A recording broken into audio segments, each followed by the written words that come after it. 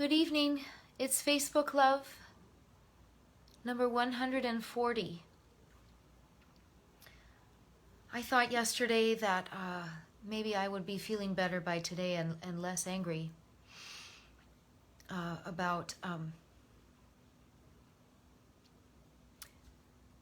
the manipulation of truth. And I'm not less angry. I'm more angry. I'm disgusted. And I was going back through some of the things that I was writing in March and April when we went from just a few people being ill to hundreds to thousands to 1 million. And here we are all these months later. And these are real people who've become ill and are never going to get better, who have long haul versions of COVID-19. We have almost 200,000 Americans gone. That's 200,000 families and friend groups, work colleagues, mourning. We can't even wrap our heads around it. And this selfish, little, petty man decides that he gets to choose what to tell us so the financial markets don't fall. Well, they fell anyway. And then they came right back. The stock market, anyway, I'm not going to talk about that. It doesn't reflect most Americans' lives. So I decided to read a poem that I wrote at the end of March, when I was still in massive trauma over all of this. I'm not as traumatized. I'm weary. We're all weary. We have less than 8 weeks until this election, and maybe a lot longer than that before we know who won.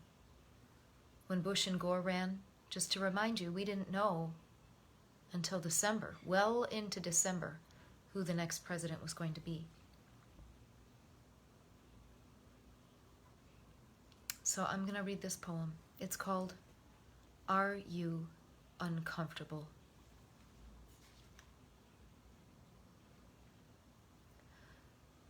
Are you uncomfortable? Does the skin swell around the weeping sore greed dug into your flesh? The crown sags from your dunderhead, grim gems glimmering dully above your putrid word salads, a bankrupt fraud in a bad suit. Jewels for each disaster born of demented grasping, rubies fires sucking oxygen from our skies, consuming forests, kangaroos, and the family dog. Sapphire, the delta floodplains swallowing crops, silt choking fish nurseries, riverbanks crumbling beneath centuries-old homes.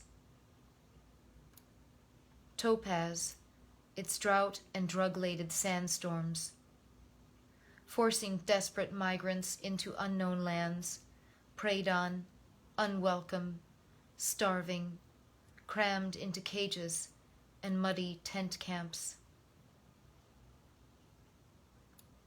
Amethyst, for tornadoes' fearsome damage to town and trailer park. Hurricanes shred rooftops and gnaw lowland soil.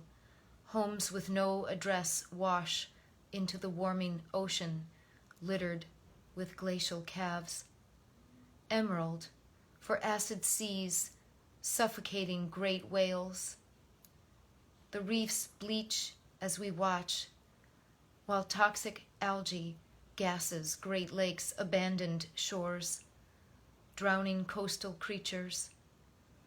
Our unraised sails suck and flap. Diamond for coal, its choking miasma visible from satellites, for gas pipelines that sully crystal water tables to the stamping song of protesters jailed for loving the earth. We huddle at home, stripped bare of our industriousness.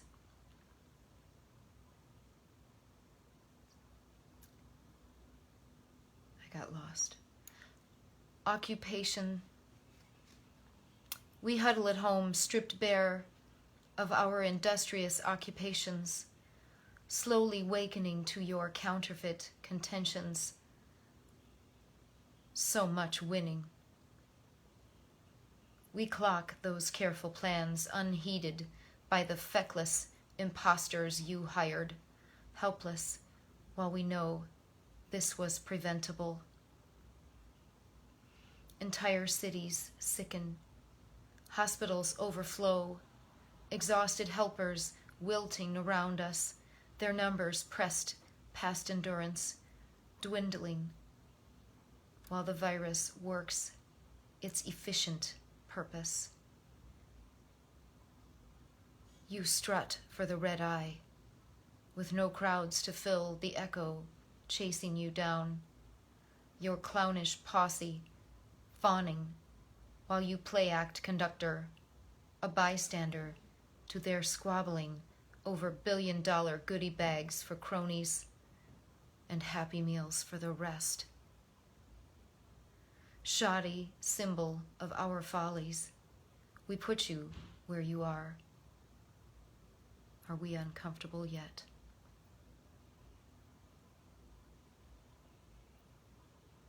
I wrote that almost 6 months ago, and nothing has changed.